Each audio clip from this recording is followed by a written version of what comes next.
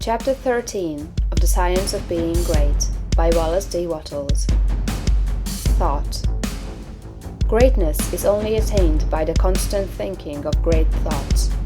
No man can become great in outward personality until he is great internally, and no man can be great internally until he thinks. No amount of education, reading, or study can make you great without thought, but thought can make you great with every little study. There are altogether too many people who are trying to make something of themselves by reading books without thinking. All such will fail. You are not mentally developed by what you read, but by what you think about what you read. Thinking is the hardest and most exhausting of all labor, and hence many people shrink from it. God has so formed us that we are continuously impelled to thought. We must either think or engage in some activity to escape thought. The headlong, continuous chase for pleasure in which most people spend all their leisure time is only an effort to escape thought.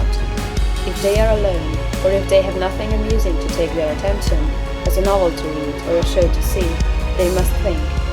And to escape from thinking, they resort to novels, shows, and all the endless devices of the purveyors of amusement.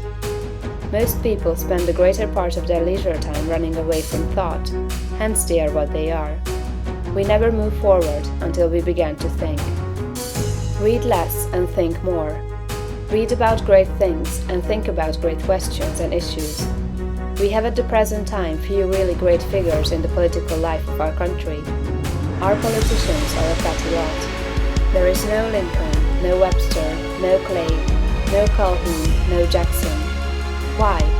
Because our present statesmen deal only with sordid and petty issues, questions of dollars and cents, of expediency and party success, of material prosperity without regard to ethical right. Thinking along these lines does not call forth great souls. The statesmen of Lincoln's time and previous times dealt with questions of eternal truth, of human rights and justice. Men thought upon great themes, they thought great thoughts, and they became great men. Thinking, not mere knowledge or information, makes personality. Thinking is growth. You cannot think without growing. Every thought engenders another thought. Write one idea, and others will follow until you have written a page. You cannot fathom your own mind. It has neither bottom nor boundaries. Your first thoughts may be crude, but as you go on thinking, you will use more and more of yourself. You will quicken new brain cells into activity, and you will develop new faculties. Heredity, environment, circumstances, all things must give way before you if you practice sustained and continuous thought. But on the other hand, if you neglect to think for yourself and only use other people's thought, you will never know what you are capable of, and you will end by being incapable of anything. There can be no real greatness without original thought. All that a man does outwardly is the expression and completion of his inward thinking. No action is possible without thought, and no great action is possible until a great thought has preceded it. Action is the second form of thought, and personality is the materialization of thought. Environment is the result of thought. Things group themselves or arrange themselves around you according to your thought. There is, as Emerson says, some central idea or conception of yourself by which all the facts of your life are arranged and classified. Change this central idea, and you change the arrangement or classification of all the facts and circumstances of your life. You are what you are because you think as you do. You are where you are because you think as you do. You see then the immense importance of thinking about the great essentials set forth in the preceding chapters. You must not accept them in any superficial way. You must think about them until they are a part of your central idea. Go back to the matter of the point of view and consider, in all its bearings, the tremendous thought that you live in a perfect world among perfect people, and that nothing can possibly be wrong with you but your own personal attitude. Think about all this until you fully realize all that it means to you. Consider that this is God's world, and that it is the best of all possible worlds, that He has brought it thus far toward completion by the processes of organic, social, and industrial evolution, and that it is going on to greater completeness and harmony.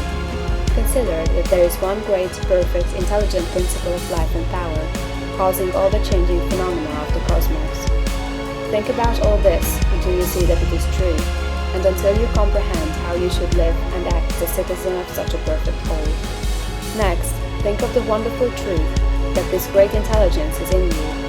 It is your own intelligence. It is an inner light impelling you toward the right thing and the best thing, the greatest act and the highest happiness. It is a principle of power in you, giving you all the ability and genius there is. It will infallibly guide you to the best, if you will submit to it and walk in the light. Consider what is meant by your consecration of yourself when you say, "I will obey my soul." This is a sentence of tremendous meaning. It must revolutionize the attitude and behavior of the average person.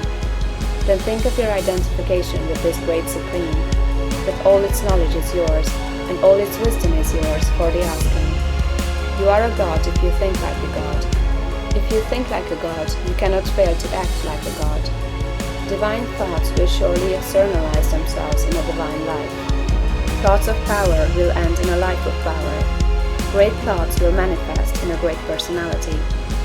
Think well of all this, and then you are ready to act. End of chapter 13.